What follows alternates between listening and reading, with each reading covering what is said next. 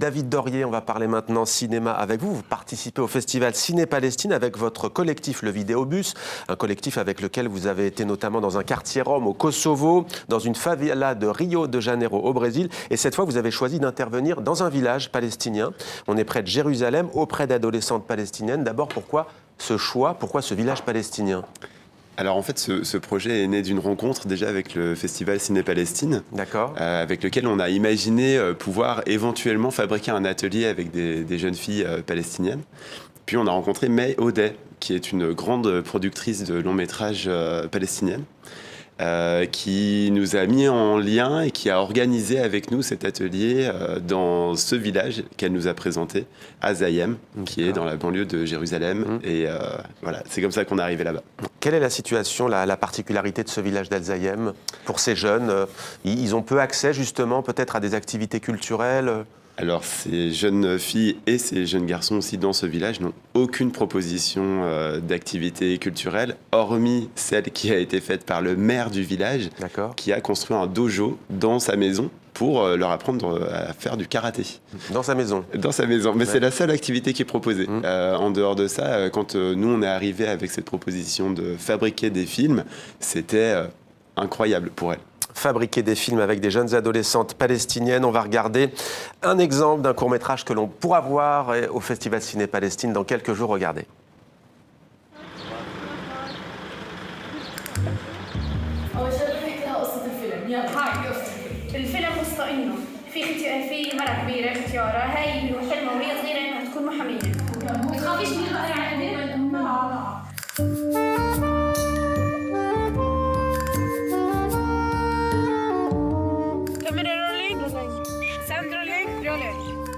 مشهد عدة تتكلم مع البقرة للمشهد الثاني 1 2 3 أكشن.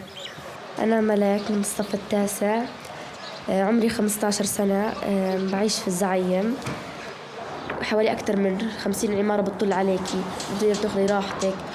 ضيقوا علينا إنهم بدهم يجوا يبنوا مستوطنة، كبرنا مستوطنة. قلنا لهم لا، إحنا اللي عايشين فيه لنا أكثر من 100 سنة غير.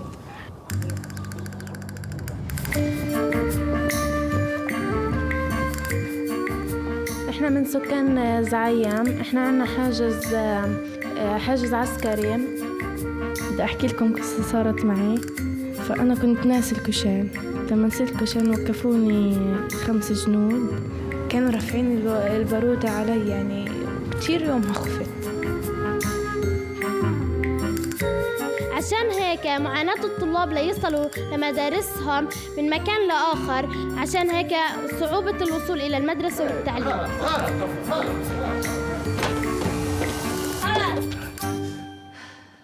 Voilà, là c'était donc le making-of pour être précis. Alors ce court-métrage, il est finalisé bien sûr, on imagine? Alors il y a eu 4 films en tout. 4 films par 4 groupes de filles différents et chaque film a une thématique, un style, une particularité différente. Qu'est-ce qu'elles ont voulu raconter, ces adolescentes palestiniennes?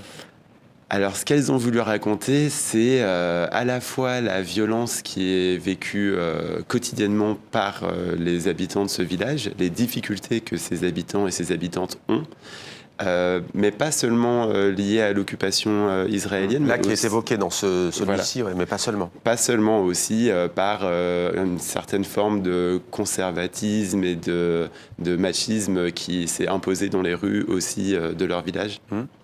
Donc c'est une réflexion globale sur à la fois le quotidien et la vie quotidienne, disons, de ces jeunes filles. Comment elles se sont appropriées l'outil? Est-ce que vous avez senti que pour elles c'était un moyen de s'exprimer, de décrire leur réalité, le fait d'avoir une caméra à l'épaule?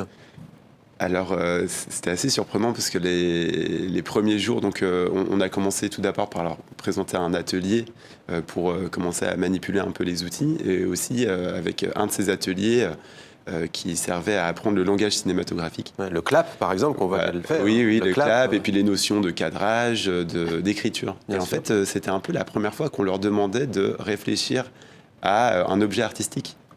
Et c'est ça qui est intéressant, c'est qu'on leur demandait leur avis. Et est-ce que certaines ont une vocation désormais? Alors oui. il s'avère qu'il y a certaines jeunes filles que vous avez senti plus à même de se lancer. Ouais, et puis qui étaient aussi pleines d'imagination et pleines de désirs créatifs. Ouais. On verra ce qu'elles en feront, parce que je pense qu'il y a une forme de poids. Ouais. Qui a eu l'idée de la vache, par exemple? C'est la jeune fille elle-même? Oui, c'est une des jeunes filles du groupe qui a eu cette idée-là, qui s'est rappelé une histoire qui a eu lieu en Palestine qui s'appelle les Wanted 18s. Les Wanted 18 qui sont les 18 vaches qui avaient été pourchassées par l'armée israélienne parce que les Palestiniens n'avaient pas le droit d'avoir de vaches pour produire du lait. Voilà pour l'anecdote. Et vous, à titre personnel, je l'ai dit, le Kosovo, la favela de Rio de Janeiro, des endroits bien entendu qui sont à la fois très riches humainement, mais qui font face aussi à une réalité quotidienne très dure. Qu'est-ce que ça vous a fait d'aller dans cette région du monde cette fois-ci? C'était un vrai choc. Un vrai choc de se rendre compte qu'il y a encore des populations aujourd'hui dans le monde qui vivent sous une humiliation quotidienne, et il est important pour nous de continuer à garder le lien et de proposer des activités artistiques pour pouvoir s'exprimer.